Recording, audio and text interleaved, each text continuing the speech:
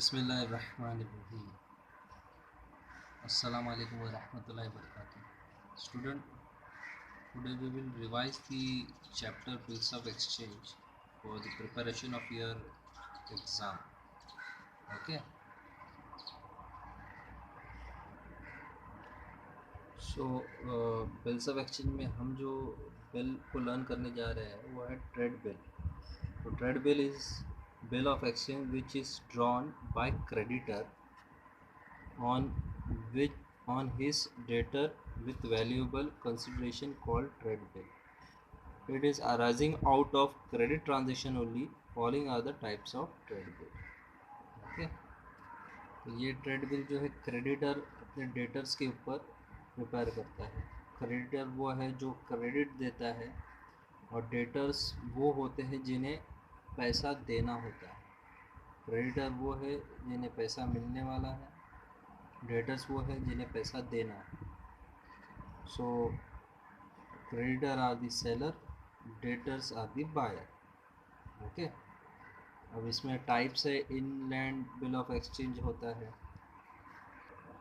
तो जो bill India में प्रिपेयर हुआ है वो इनलैंड बिल कहा जाएगा। Inland bill is a bill of exchange drawn और made in India,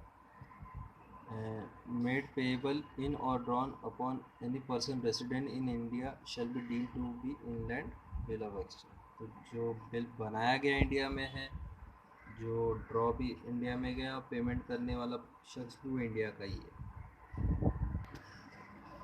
now come classification of bills for accounting. एक होता है बिल रिसीवेबल, एक होता है bills payable. Bill receivable asset होता है। A bill of exchange is treated as a bill receivable by the person who is entitled to receive the amount due on it, that is drawer और holder of bill। तो जैसे drawer जो होता है seller bill draw करता है ड्रॉई के नाम पर यानी बायर के नाम पर, तो वो ड्रॉवर को जो पैसा बिल के द्वारा मिलेगा उसको बोलते हैं bill receivable. When the bill is drawn or received by endorsement from the debtors is his bill receivable, and on maturity of such bill, if it is retained up to the time, he shall receive stated amount from the acceptor। तो ये bill के ही ज़रिए जो है, ये bill जो accept करके drawer से या ड्रॉई से ड्रॉवर को मिलता है यानी सेलर को, तो ये बिल जो है वो प्रेजेंट करता है ड्यू डेट के टाइम पे और इस बिल के द्वारा उसको पैसा मिलता है। A bill payable. A bills payable is regarded as a bill payable by one who has to pay it on the due date, यानी ड्रॉई। तो ड्रॉई को पे करना है, लाइबल है, तो वो बिल उसके लिए पेएबल बिल है। तो एक्सेप्टर यानी drawee of the bill become liable to pay on its maturity, यानी ड्यू डेट पे उसको वो बिल का भुगतान करना है। इट इज़ बिल पेएबल, इसलिए उसको बिल पेएबल बोलते हैं। It means the same bill is receivable to one party, और वही बिल जो एक पार्टी के लिए पेएबल है। बिल तो एक ही है पर एक के लिए वो रिसीवेबल वैल्यू है एक पार्टी के लिए और अदर पार्टी के लिए वो पेएबल वैल्यू है। बिल ट्रांजेक्शन जो बताया यहाँ पर उसके समझते हैं। Bill of exchange accounts is a real account. Bill of exchange जो अकाउंट है वो कैसा है? रियल अकाउंट है। ठीक है। सो इन्हें जो है विजिबल है। तो बिल रिसीवेबल अकाउंट और बिल्स पेएबल है तो उसका ट्रीटमेंट भी रियल अकाउंट के रूल के हिसाब से होगा। तो रियल अकाउंट का रूल याद होगा आप लोग को, 11th में हमने समझा था। Debit what comes in, credit what goes out. तो बिल जो है रिसीवेबल हो रहा है तो debit what comes in, bill जो है जा रहा है तो credit what goes out. The parties of bill are personal account, लेकिन जो पार्टी है तो नाम होगा किसी न किसी का, तो वो पर्सन है तो पर्सनल अकाउंट का रूल होगा debit the receiver credit the giver. तो पार्टी क्या है? ड्रॉवर है, ड्रॉई है और पेई अकाउंट है। तो debit the receiver credit the giver का रूल उन पे आएगा। Noting charges account, discount account, bank charges are nominal account. तो इसमें जो noting charges, discount account, bank account है उस पर नॉमिनल अकाउंट का रूल लागू होगा। ओके। नॉमिनल याद होगा debit all expenses and losses और credit all income and gain. ठीक है। तो the accounting treatment of a bill is divided into the following parts. तो अकाउंटिंग ट्रीटमेंट जो बिल का है वो कुछ पार्ट्स में डिवाइड है, उसको समझते हैं। द बिल ऑफ एक्सचेंज, एक तो होता है ड्रॉवर, दूसरा होता है ड्रॉई। ड्रॉवर वो है जो बिल प्रिपेयर करता है, यानी सेलर, ठीक है। जो जिसके नाम पर प्रिपेयर होता है वो है बायर, यानी उसको बोला जाता है ड्रॉई। तो ड्रॉवर को क्या होगा, बिल रिसीवेबल होगा। अब ये सवाल है कि बिल तो ये ही बनाता है तो इसके पास ही है, तो इसको कैसा रिसीव होगा। तो ड्रॉवर जब बिल बनाता है वो प्रेजेंट करता है ड्रॉई को, दिखाता है वो, और ड्रॉई उसको एक्सेप्ट करता है तो वो साइन करेगा। और ये जब साइन करके वो बिल जब देगा ड्रॉवर को तो उसको बोलेंगे बिल रिसीवेबल, ठीक है। तो ये जब उसको देता है उसके लिए वो बिल रिसीवेबल है, और वो जो बिल उसने एक्सेप्ट करके दिया है वो ड्रॉई के लिए बिल पेएबल है। ओके, ये bill receivable with in a year का होता है ना। तो अगर आपने क्वेश्चन किया है सॉल्व तो देखा होगा हर बार 2 महीना, 3 महीना, 4 महीना, इतने ही पीरियड का ड्यू डेट की बात आती है, इसलिए ये करंट एसेट है। इसलिए बिल रिसीवेबल क्या है, करंट एसेट है। करंट एसेट कौन सा एसेट होता है, जो विद इन ए ईयर का होता है। उसी तरह bill payable with in a year का है तो ये करंट लाइबिलिटी है ड्रॉई के लिए। ये क्या है, करंट लाइबिलिटी है। ओके, अब अल्टरनेटिव्स क्या हो सकते हैं, क्राइटेरिया, मतलब क्या सिचुएशन आ सकती है। तो सबसे पहला, bill to be retain till its due date. अगर बिल रिटेन्ड है यानी ड्रॉवर ने अपने पास ही इस बिल को, बिल रिसीवेबल को अपने पास ही रखा है ड्यू डेट तक, पैसे जो दिन मिलने वाले हैं तब तक, तो उसको बोलते हैं bill to be retain till its due date, ठीक है। एक तो एक ये क्राइटेरिया। तो तब क्या हो सकता है, तो ये बिल जो रिटेन है ड्यू डेट आएगा तो बिल जो प्रेजेंट किया जाएगा ड्रॉई को, ड्रॉई उसके बदले में पैसा देगा, किसको, ड्रॉवर को, और वो बिल जो है वो हैंड ओवर किया जाएगा ड्रॉई को, तो वो हो जाएगा बिल ऑनर्ड। क्या हो जाएगा, बिल ऑनर्ड हो जाएगा। एक तो ये हो गया, ठीक है। अगर इन केस ड्रॉवर ने बिल प्रेजेंट किया लेकिन ड्रॉई ने पैसा नहीं दिया तो उसको बोलते हैं बिल टू बी डिसऑनर। उसको क्या बोलते हैं, बिल टू बी डिसऑनर। किसने डिसऑनर किया, ड्रॉई ने किया। ओके और फिर तीसरा पोजीशन ये हो सकता है कि ड्यू डेट से पहले बिल का पैसा भर दिया गया ड्रॉई के तरफ से, तो उसको बोलते हैं बिल टू बी रिटायर्ड। क्या बोलते हैं उसको, बिल टू बी रिटायर्ड। इसकी एंट्रीज हमको समझ नहीं आगे, लेकिन कुछ ये समझ में आएगा आपको तो और आसान हो जाएगा। तो अगर ड्रॉई ने ड्यू डेट से पहले ही पैसा लाकर दे दिया ड्रॉवर को, उसको बोलते हैं बिल टू बी रिटायर्ड। और इन केस ये हुआ कि ड्रॉई ड्यू डेट या ड्यू डेट से पहले ही उसको ऑब्जर्व हो गया कि मैं पैसा नहीं भर सकता हूँ, तो वो अगर रिक्वेस्ट देता है ड्रॉवर को कि रिन्यू करो बिल को, मुझे और वक्त दो नया बिल बनाकर, तो उसको बोलते हैं बिल टू बी रिन्यू। क्या बोलते हैं, बिल टू बी रिन्यू। और यहाँ पर जो बात हो रही थी रिटेन, तो एक तो ये टाइप हो गया रिटेन का। अच्छा, ये रिटेन, एंडोर्स, डिस्काउंट, डिपॉजिट सब ड्रॉवर से रिलेटेड है, ड्रॉई से उसका कोई कनेक्शन नहीं रहेगा। रिटेन बिल जो है अगर ड्रॉवर ने अपने पास रखा उसको रिटेन बोला जाएगा। अगर यही बिल जो उसको मिला था उसने हैंड ओवर किया किसी थर्ड पर्सन को, उसको बोलते हैं एंडोर्स करना, bill to be endorse to creditor, यानी ये ड्रॉवर को किसी और को पैसा देना है तो वो बिल दे रहा है उसके बदले में, तो उसको बोलते हैं एंडोर्स करना, ठीक है। एक तो ये टाइप हो गया।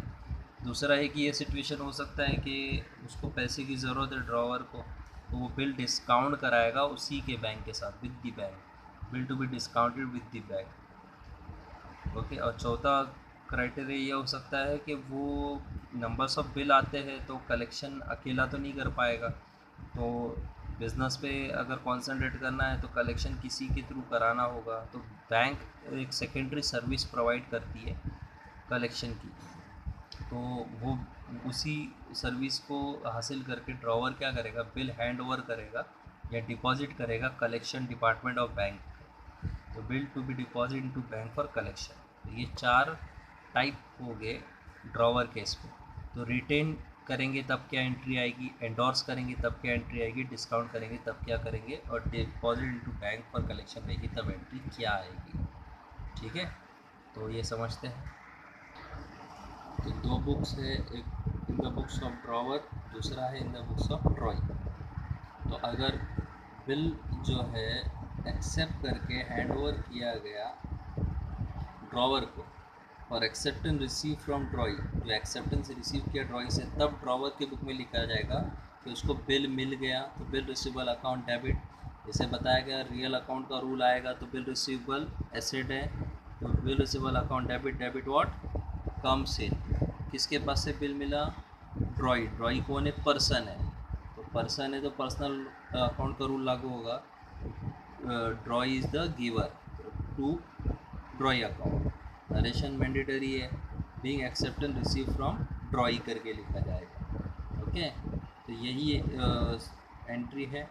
उसी एंट्री यानी वही सेंटेंस के रिलेटेड ड्रॉई के बुक में एंट्री आएगी for acceptance given to drawer. अब उसने जो ड्रॉई ने क्या किया, एक्सेप्टेंस करके बिल हैंड ओवर किया ड्रॉवर को, तब एंट्री आएगी drawer account debit, debit the receiver. Drawer ने रिसीव किया, क्या रिसीव किया, वो बिल जो ड्रॉई को पे करना था, तो to bill payable account as per drawee के हिसाब से लिखा जाएगा, to bill payable account being her acceptance given to drawer. अब अगर एंडोर्स कराते हैं, सेकंड ट्रीटमेंट जो है एंडोर्समेंट ऑफ बिल, उसकी वो बिल जो हैंड ओवर करती है उसकी एंट्री समझ रहे हैं। तो अगर बुक ऑफ ड्रॉवर में क्या लिखेंगे, अब ड्रॉवर ने क्या किया, एंडोर्स कर दिया, तो जिसको एंडोर्स करता है यानी उसको एंडोर्सी बोलते हैं, उसका नाम आएगा endorsee account debit, debit the receiver हो गया। Endorsee account debit, debit the receiver, जो भी एंडोर्सी रहेगा उसका नाम आएगा यहाँ पर। ओके, वो पर्सन रहेगा उसका नाम आएगा, तो endorsee account debit, debit the receiver बोला जाएगा, पर्सनल अकाउंट का रूल। और to bill receivable account, credit what goes out. Drawer का वो बिल जो है उसके लिए एसेट था, अब वो उसके पास से जाएगा, किसके पास जा रहा है, एंडोर्सी के पास। तो to bill receivable account, credit what goes out in acceptance of bill endorse to the particular person, जो भी है उसका नाम आएगा। ओके, ड्रॉई की बुक में इससे रिलेटेड एंट्री आएगी, नहीं आएगी। जैसे मैंने बोला इससे कोई कंसर्न नहीं है, तो यहाँ पर कोई एंट्री नहीं आएगी, ड्रॉई की बुक में कोई एंट्री नहीं आएगी। हाँ, इन केस अगर क्वेश्चन में एंडोर्स के रिलेटेड बुक बनाने बोला है, तो इन द बुक्स ऑफ एंडोर्सी में एंट्री आएगी। एंडोर्सी ने यहाँ पर जो बिल उसको मिला है तो वो लिखेगा बिल रिसीवेबल अकाउंट डेबिट और टू एंडोर्सर। तो एंडोर्सी के नज़दीक जो एंडोर्सर होता है वो ड्रॉवर होता है, तो जो ड्रॉवर का नाम है वो यहाँ पर आएगा, टू एंडोर्सर अकाउंट करके। अब डिस्काउंटिंग ऑफ बिल की एंट्री हम समझ रहे हैं, ज़्यादातर आता है इन द बुक्स ऑफ ड्रॉवर की बुक में ही खाली एंट्री आएगी। तो जैसे बोला है, तो बैंक से डिस्काउंट करा के पैसा लेगा ड्रॉवर, तो एंट्री आएगी bank account debit, discount account debit, bank account debit, debit what comes in discount account debit, ये नॉमिनल का रूल आएगा, debit all expenses and losses. To bill receivable account, real account का rule, credit what goes out being acceptance of discounted with bank at, जो भी percent रहेगा वो। For example जैसे कि 10,000 का बिल है, तो और उस पर बोला है 10% सपोज डिस्काउंट की बात हुई है, तो 10,000 का 10% कितना होगा, 1,000 होगा। और जो है सपोज 3 मंथ का बिल है, तो 1,000 को डिवाइड करेंगे हम 3 पे, यानी 10,000 को आप 10,000 का 1,000 जो 10% है वो 1 ईयर का है, यानी 12 मंथ का। तो 6 मंथ का होगा 500, 3 मंथ का होगा 250, तो 250 डिस्काउंट यहाँ पर लिखा जाएगा। और बैलेंस जो है 10,000 में से 250 माइनस करो तो 9,750 बैंक अकाउंट करके लिखा जाएगा यहाँ पर। तो bank account debit, discount account debit, to receivable करके लिखा जाएगा। ओके, ड्रॉई की बुक में कोई एंट्री आएगी, नहीं आएगी। As this act take place between bank and drawer, तो बैंक और ड्रॉवर के बीच में ये एक्ट है, तो ड्रॉई का कोई लिंक नहीं है, तो यहाँ पर एंट्री नहीं आएगी। ओके,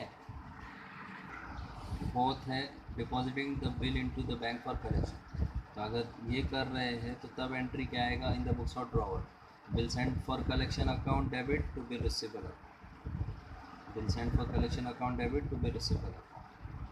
ठीक है। तो जो पार्टी का नाम आया, अभी कलेक्शन है तो बिल सेंड फॉर कलेक्शन आया, तो बिल रिसीवेबल अकाउंट कर दीजिएगा। ड्रॉइंग की बुक में एंट्री आएगी, there will be no entry. ठीक है। तो कल हम जो है आगे के लिए आगे का रिवीजन भी करेंगे और हॉनर डिसऑनर के बारे में भी समझेंगे, जैसे revision of bills of exchange, और रिन्यू की एंट्री है, रिटायर की एंट्री है, उसके बारे में भी एक्सप्लेनेशन किया जाएगा। ठीक है। Hope so you have understood the revision of bills of exchange. Practice करो नंबर्स ऑफ टाइम ताकि अच्छे से पेपर लिख सको। ओके। अस्सलाम वालेकुम वरहमतुल्लाहि वबरकातुहू। जज़ाकल्लाह।